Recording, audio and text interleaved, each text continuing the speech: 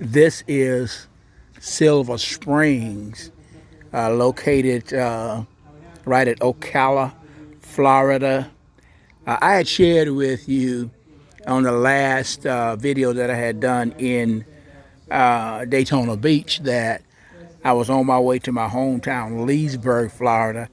I attended a meeting there on Tuesday and was kind of bumming around and enjoying just being in Leesburg. And there are some places in Leesburg that Lake Harris and others that really are very, very powerful for me. And I also shared with you that when I was younger, when I was in high school or before high school, I think I was in junior high school, the St. Paul AME Church had taken us to Paradise Park, but I really never knew that. I always thought that we were in Silver Springs because I did not realize at that time that black people did not, we were not allowed. So it's Paradise Park in Silver Springs, Florida. So this, I can't, the word doesn't come to me right now, but Paradise Park was a segregated African American private attraction located a mile down the Silver River from the main head springs. Co-owners of Silver Springs for nearly 40 years, Carl Ray and W.M. Shorty Davidson, opened Paradise Park on May 20th, 1949.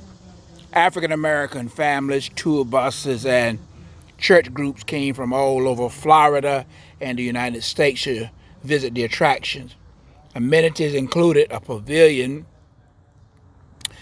with dance floor and jukebox, swimming area, and the sandy beach, tropical landscaping, and space for softball games.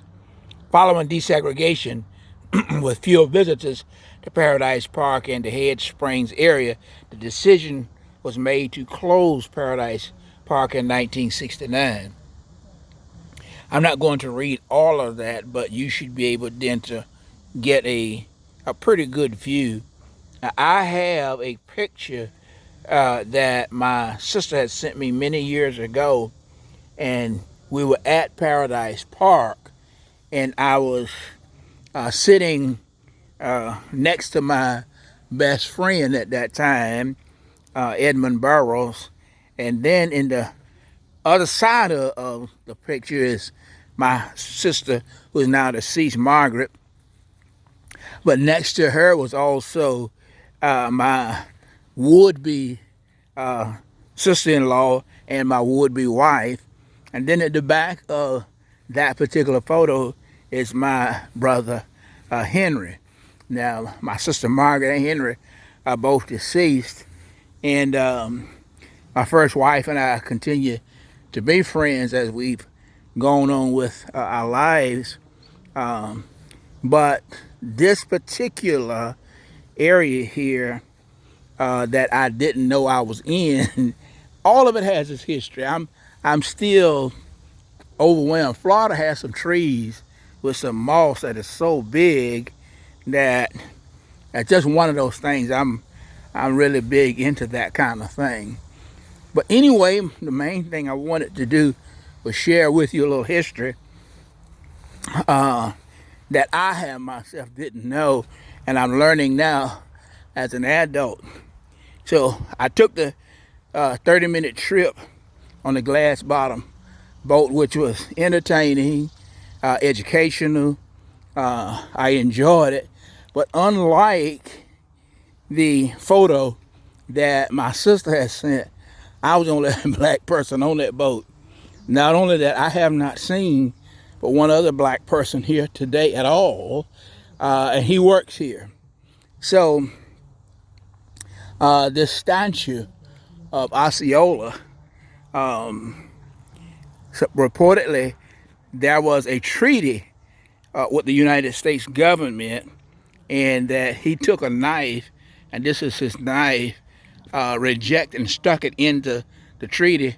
So he's rejecting the terms of that treaty. And so that was an important time,